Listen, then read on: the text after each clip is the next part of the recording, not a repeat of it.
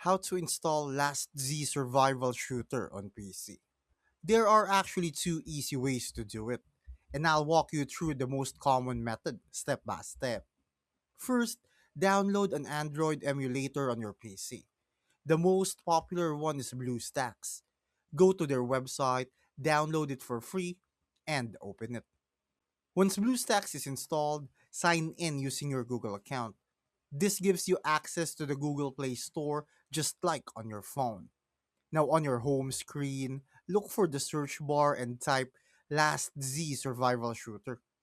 Click on the game from the search results, then hit install. Wait for it to download and finish installing.